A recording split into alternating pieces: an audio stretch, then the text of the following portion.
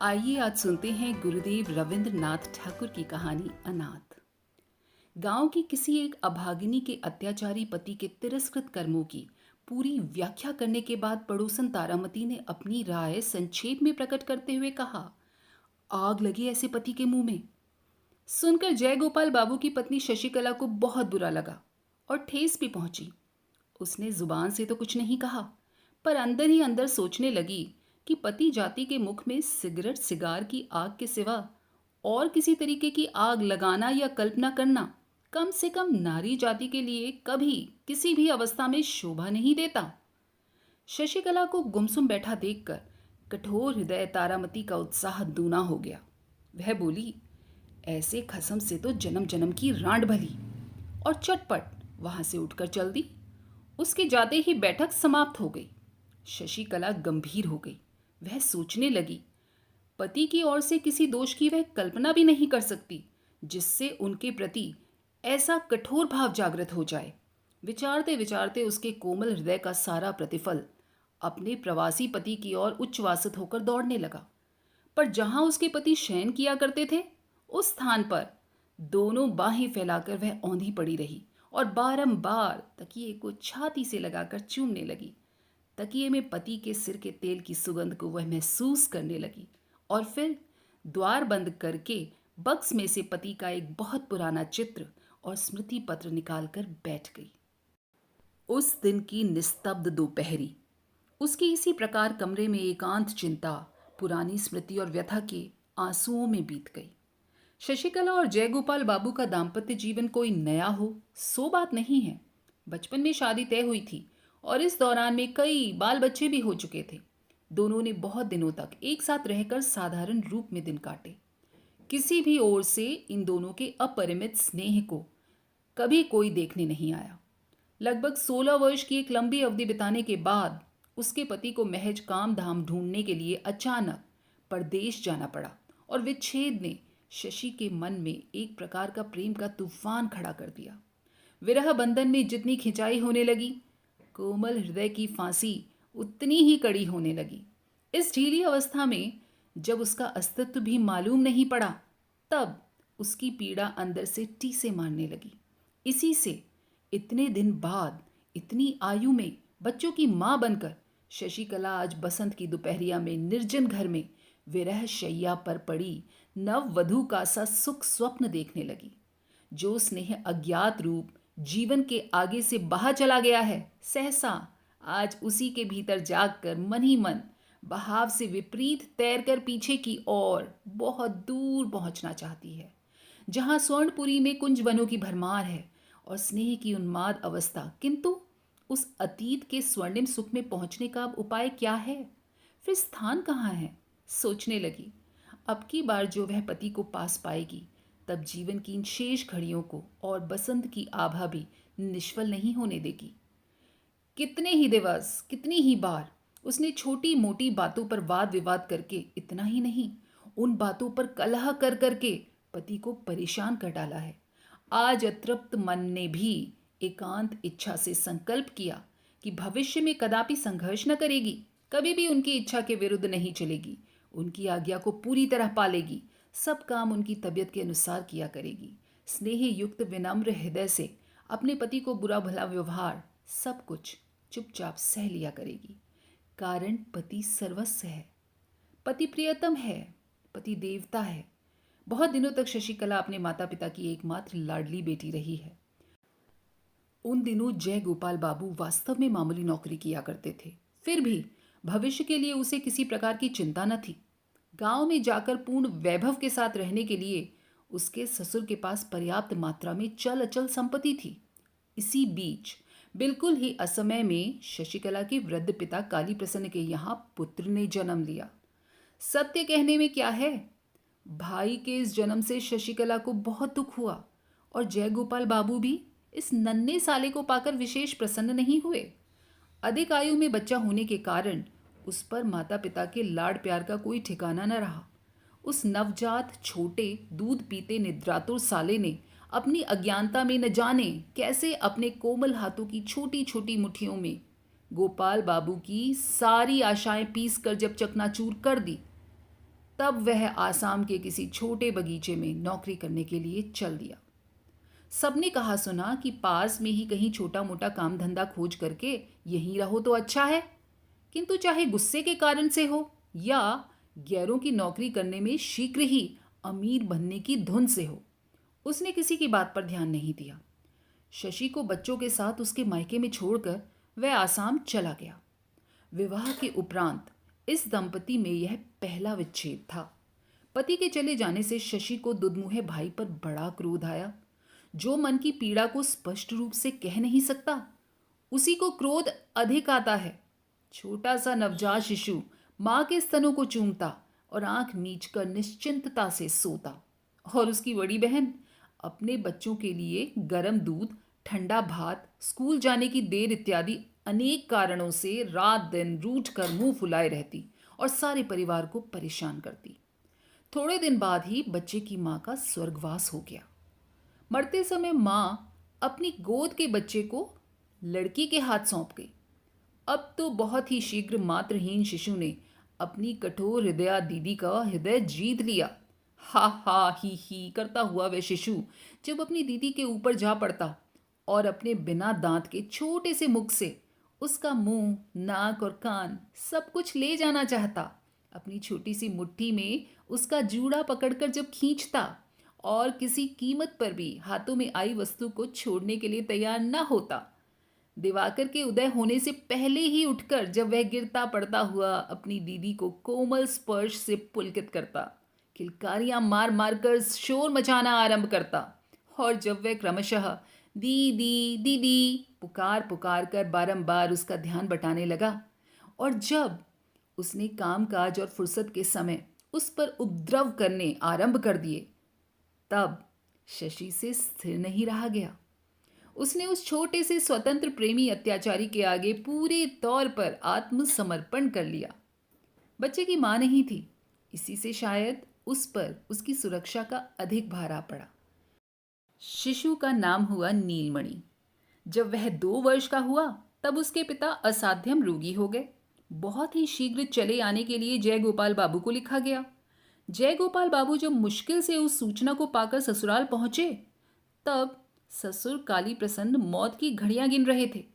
मरने से पूर्व काली प्रसन्न ने अपने एकमात्र नाबालिग पुत्र नीलमणि का सारा भार दामाद जय गोपाल बाबू पर छोड़ दिया और अपनी अचल संपत्ति का 1/4 भाग अपनी बेटी शशिकला के नाम कर दिया। इसीलिए चल अचल संपत्ति की सुरक्षा के लिए जय गोपाल बाबू को आसाम की नौकरी छोड़कर ससुराल चले आना पड़ा। बहुत दिनों के उपरांत पति पत्नी का मिलन हुआ। किसी जड़ पदार्थ के टूट जाने पर उनके जोड़ों को मिलाकर किसी प्रकार उसे जोड़ा जा सकता है, किंतु 2 मानवीय हृदयों को जहां से फट जाते हैं, विरह की लंबी अवधि बीत जाने पर फिर वहां ठीक पहले जैसा जोड़ नहीं मिलता। कारण हृदय सजीव पदार्थ है। क्षणों में उसकी परिणति होती है और क्षण में ही परिवर्तन। इस नए मिलन पर शशि के मन में अब की बार नए ही भावों का श्री गणेश हुआ, मानो अपने पति से उसका पुनः विवाह हुआ हो। पहले दाम्पत्य में पुरानी आदतों के कारण जो एक जड़ता सी आ गई थी, विरह के आकर्षण से वह एकदम टूट गई और अपने पति को मानो उसने पहले की अपेक्षा कहीं अधिक पूर्णता के साथ पा लिया। मन ही मन में उसने संकल्प किया कि चाहे कैसे ही दिन बीते, वह पति के प्रति उद्दीप्त स्नेह की उज्ज्वलता को तनिक भी म्लान न होने देगी। किंतु इस नए मिलन में जय गोपाल बाबू के मन की दिशा कुछ और ही हो गई। इससे पूर्व जब दोनों अविच्छेद रूप से एक साथ रहा करते थे, जब पत्नी के साथ उसके पूरे स्वार्थ और विभिन्न कार्यों में एकता का संबंध था, जब पत्नी के साथ उसके जीवन का एक नित्य सत्य हो रही थी, और जब वह उसे पृथक करके कुछ करना चाहते थे, तो दैनिक चर्या की राह में चलते चलते अवश्य उनका पांव अकस्मात गहरे गर्त में पड़ जाता। उदाहरणतः कहा जा सकता है कि परदेश जाकर पहले पहल वह भारी मुसीबत का शिकार हो गए। वहां उन्हें ऐसा प्रतीत होने लगा मानो अकस्मात उन्हें किसी ने गहरे जल में धक्का दे दिया है। लेकिन क्रमशः उनके उस विच्छेद में नए कार्य को थेकली लगा दी गई। केवल इतना ही नहीं, अपितु पहले जो उनके दिन व्यर्थ आलस्य में कट जाया करते थे। उधर 2 वर्ष से अपनी आर्थिक अवस्था सुधरने की कोशिश के रूप में उनके मन में एक प्रकार की जबरदस्त क्रांति का उदय हुआ। उनके मन के सम्मुख मालदार बनने की एक निष्ठ इच्छा के सिवा और कोई चीज नहीं थी। इस नए उन्माद की तीव्रता के आगे पिछला जीवन उनको बिल्कुल ही सारहीन सा दृष्टिगत होने लगा। नारी जाति की प्रकृति में खास परिवर्तन ले आता है स्नेह, और पुरुष जाति की प्रकृति में कोई खास परिवर्तन होता है तो उसकी जड़ में रहती है कोई न कोई दुष्ट प्रवृत्ति। जयगोपाल बाबू 2 वर्ष पश्चात आकर पत्नी से मिले तो उन्हें हूबहू पहली सी पत्नी नहीं मिली।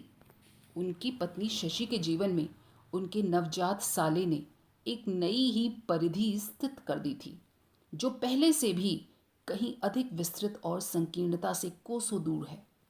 शशि के मन के इस भाव से वह बिल्कुल ही अनभिज्ञ थे और ना इससे उनका मेल ही बैठता था। शशि अपने इस नवजात शिशु के स्नेह में से पति को भाग देने का बहुत यत्न करती, पर उसमें इसे सफलता मिली या नहीं कहना कठिन है। शशि नीलमणि को गोदी में उठाकर हंसती हुई पति के सामने जाती और उनकी गोद में देने की चेष्टा करती, किंतु नीलमणि पूरी ताकत के साथ दीदी के गले से चिपट जाता और अपने संबंध की तनिक भी परवाह न करके दीदी के कंधे से मुंह को छिपाने का प्रयत्न करता। शशि की इच्छा थी कि उसके इस छोटे से भाई को मन बहलाने की जितनी ही प्रकार की विद्या आती हैं सब की सब बहनोई के आगे प्रकट हो जाएं। लेकिन ना तो बहनोई ने ही इस विषय में कोई आग्रह दिखाया और ना साले ने ही कोई दिलचस्पी दिखाई। जयगोपाल बाबू की समझ में यह बिल्कुल ना आया कि इस दुबले पतले चौड़े माथे वाले मनहूस सूरत काले कलूटे बच्चे में ऐसा कौन सा आकर्षण है जिसके लिए उस पर प्यार की इतनी फिजूल खर्ची की जा रही है। प्यार की सूक्ष्म से सूक्ष्म बातें नारी जाति चट से समझ जाती है। शशि तुरंत ही समझ गई कि जय गोपाल बाबू को नीलमणि के प्रति कोई खास रुचि नहीं है और वे शायद मन से उसे चाहते भी नहीं हैं। तब से वह अपने भाई को बड़ी सतर्कता से पति की दृष्टि से बचाकर रखने लगी। जहां तक भी हो सकता जय गोपाल की विराग दृष्टि उस पर नहीं पड़ने देती और इस प्रकार वह बच्चा उस अकेली का एकमात्र स्नेह का आधार बन गया।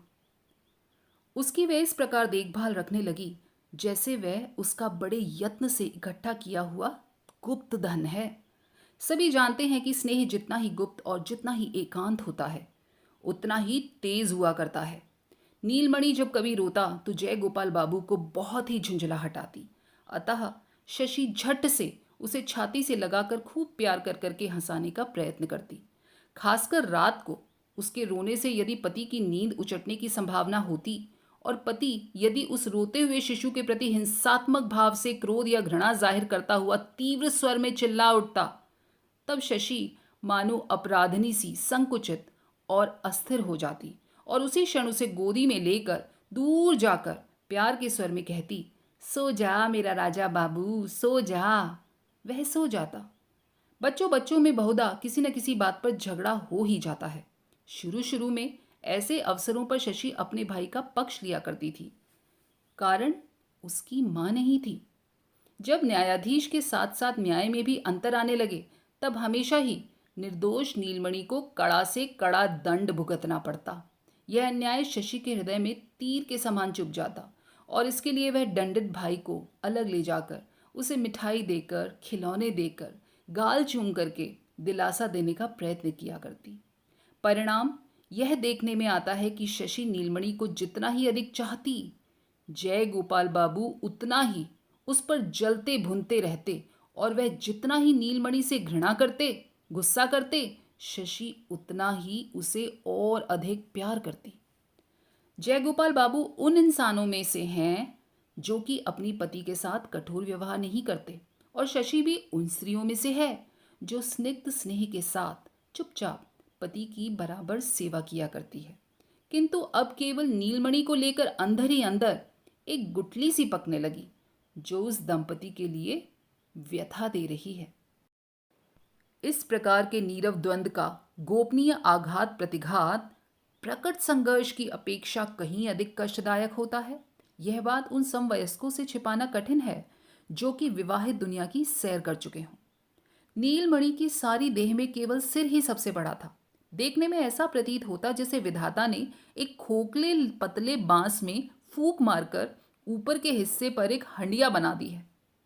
डॉक्टर भी अक्सर भय प्रकट करते हुए कहा करते थे कि लड़का उस ढांचे के समान ही निकम्मा साबित हो सकता है।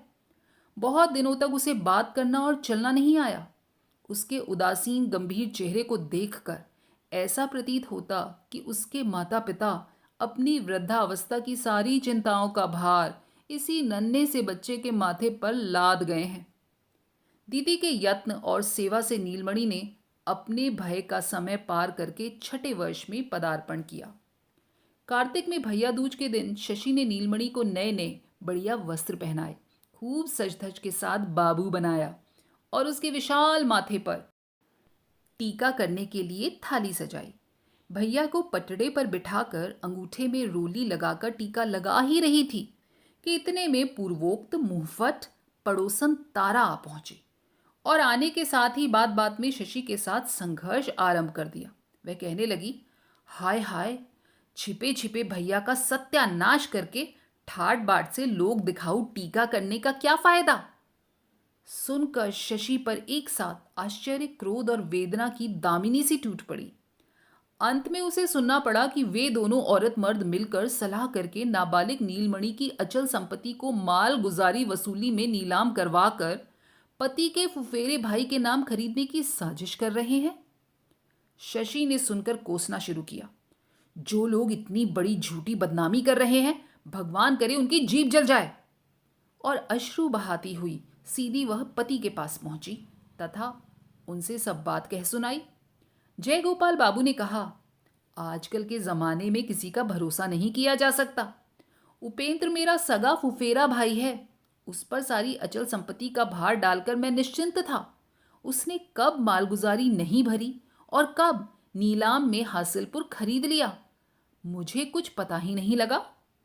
शशि ने आश्चर्य के साथ पूछा, तुम नालिश नहीं करोगे? जय गोपाल बाबू ने कहा, भाई के नाम नालिश कैसे करूं? और फिर नालिश करने से कुछ फल भी नहीं निकलेगा, गांठ से और रुपए पैसे की बर्बादी होगी। पति की बात पर भरोसा करना शशि का कर्तव्य है, किंतु वह किसी भी तरह भरोसा न कर सकी। तब फिर उसकी अपनी सुख की घर गृहस्थी और स्नेह का दाम्पत्य जीवन सब कुछ सहसा भयानक रूप से उसके समक्ष आ खड़ा हुआ। जिस घरद्वार को वह अपना आश्रय समझ रही थी, अचानक देखा कि उसके लिए वह एक निष्ठुर फांसी बन गया है, जिसने चारों ओर से उन दोनों बहन भाई को घेर रखा है। वह अकेली अबला है, असहाय नीलमणि को कैसे बचाए, उसकी कुछ समझ में नहीं आता। जैसे जैसे वह सोचने लगी, वैसे वैसे भय और घृणा से संकट में पड़े हुए अबोध भाई पर उसका प्यार बढ़ता ही गया। उसका हृदय ममता और आंखें अश्रुओं से भर आईं। वह सोचने लगी, यदि उसे उपाय मालूम होता तो वह लाट साहब के दरबार में अपनी अर्जी दिलवाती, और वहां से भी कुछ ना होता तो महारानी विक्टोरिया के पास खत भेजकर अपने भाई की जायदाद अवश्य बचा लेती, और महारानी साहिबा नीलमणि की वार्षिक 758 रुपये लाभ की जायदाद हासिलपुर कदापि नहीं बिकने देती। इस प्रकार शशि जबकि सीधा महारानी विक्टोरिया के दरबार में न्याय करा के अपने फुफेरे देवर को ठीक करने का उपाय सोच रही थी, तब सहसा नीलमणि को तीव्र ज्वर चढ़ाया और ऐसा दौरा पड़ने लगा कि हाथ पांव तन गए और बारंबार बेहोशी बढ़ने लगी। जयगोपाल बाबू ने गांव के एक देशी काले डॉक्टर को बुलवाया। शशि ने अच्छी डॉक्टर के लिए प्रार्थना की तो जयगोपाल बाबू ने उत्तर दिया, क्यों, मोतीलाल क्या बुरा डॉक्टर है? शशि जब उनके पांवों पर गिर गई, अपनी सौगंध खिलाकर भयभीत हिरनी की तरह निहारने लगी, तब जयगोपाल बाबू ने कहा, अच्छा, शहर से डॉक्टर बुलवाता हूं, ठहरो। शशि नीलमणि को छाती से चिपकाए पड़ी रही। नीलमणि भी एक पल के लिए भी उसे आंखों से ओझल नहीं होने देता। भय खाता कि उसे धोखा देकर दीदी उसकी कहीं चली न जाए, और इसलिए वह सदा उससे चिपटा रहता, यहां तक कि सो जाने पर भी पल्लू कदापि नहीं छोड़ता। सारा दिन इसी प्रकार बीत गया। संध्या के बाद दिया बत्ती के समय जय गोपाल बाबू ने आकर कहा, शहर का डॉक्टर नहीं मिला, वह दूर कहीं मरीज देखने गया है, और इसके साथ ही यह भी कहा, मुकदमे के कारण मुझे अभी इसी समय बाहर जाना पड़ रहा है। मैंने मोतीलाल से कह दिया है, दोनों वक्त आकर अच्छी प्रकार से देखभाल किया करेंगे। रात को नीलमणि अंट संट बकने लगा। भोर होते ही शशि और कुछ भी न सोचकर खुद रोगी भाई को लेकर नाव में बैठ कलकत्ता के लिए चल दी। कलकत्ता जाकर देखा कि डॉक्टर घर पर ही है, कहीं बाहर नहीं गए हैं।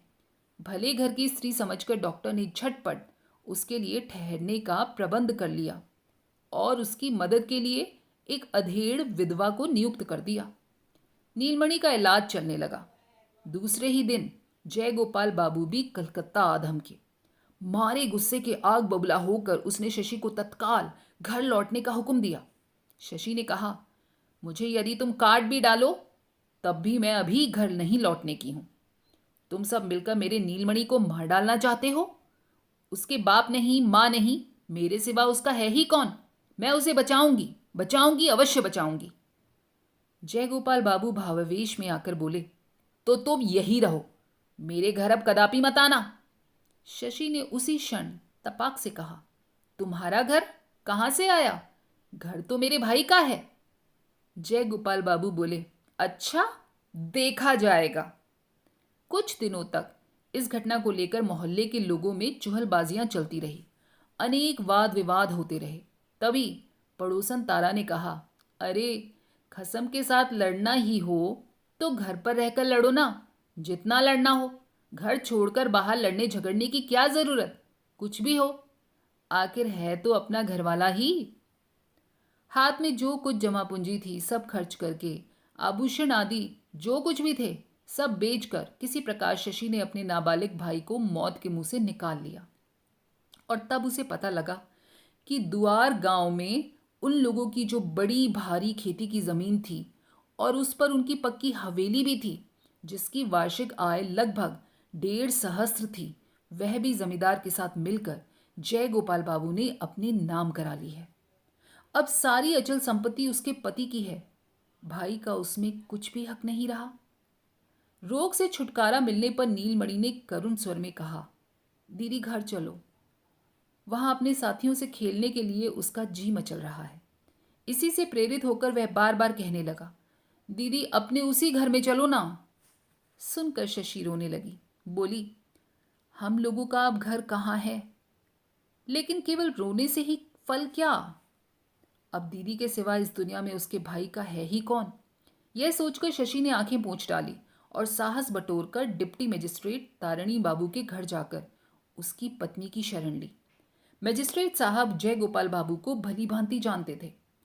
भले घर की बहू बेटी घर से निकलकर जमीन जायदाद के लिए पति से झगड़ना चाहती है, इस बात पर वे शशि पर गुस्सा हुए। उसे बातों से फुसलाए रखकर उसी समय उन्होंने जय गोपाल बाबू को पत्र लिखा। जय गोपाल बाबू साले सहित शशि को जबरदस्ती नाव पर बैठाकर गांव ले गया। इस दंपति का द्वितीय विच्छेद के बाद फिर वह द्वितीय मिलन हुआ। जन्म जन्म का साथ सृष्टिकर्ता का विधान जो ठहरा। बहुत दिनों बाद घर लौटकर पुराने साथियों को पाकर नीलमणि बहुत खुश हुआ। आनंद पूर्वक घूमने फिरने लगा। उसकी निश्चिंत खुशी को देखकर भीतर ही भीतर शशि की छाती फटने लगी। शरद ऋतु आई। मजिस्ट्रेट साहब गांव में छानबीन करने दौरे पर निकले और शिकार करने के लिए जंगल से सटे हुए एक गांव में तंबू तन गए। गांव के मार्ग में साहब के साथ नीलमणि की भेंट हुई। उसके सभी साथी साहब को देखकर दूर हट गए। साहब निरीक्षण करते रहे। न जाने साहब को उस बच्चे में क्या दिलचस्पी हुई। उसने पास बुलाकर पूछा, तुम स्कूल में पढ़ते हो? बालक ने चुपचाप खड़े रहकर सिर हिला दिया, हाँ। साहब ने पुनः पूछा, कौन सी पुस्तक पढ़ते हो? नीलमणि पुस्तक शब्द का मतलब न समझ सका, अतः साहब के मुंह की ओर देखता रहा। घर पहुंचकर नीलमणि ने साहब के साथ अपने इस परिचय की बात खूब उत्साह के साथ दीदी को बताई। दोपहर को अचकन पाजामा पगड़ी बांधकर जय गोपाल बाबू साहब का अभिवादन करने के लिए पहुंचे। साहब उस समय तंबू के बाहर खुली छाया में कैंप मेज लगाए बैठे थे। सिपाही वगैरह की चारों ओर धूम मची हुई थी। उन्होंने जय गोपाल बाबू को चौकी पर बैठाकर गांव के हालचाल पूछे। जय गोपाल बाबू सर्वसाधारण गांव वालों के सामने जो इस प्रकार बड़प्पन का स्थान घेरे बैठा है, इसके लिए वह मन ही मन फूला नहीं समा रहा है। उसके मन में बार बार यह विचार उठ रहे थे कि इस समय चक्रवर्ती और नंदी घराने का कोई आकर देख जाता तो कितना अच्छा होता।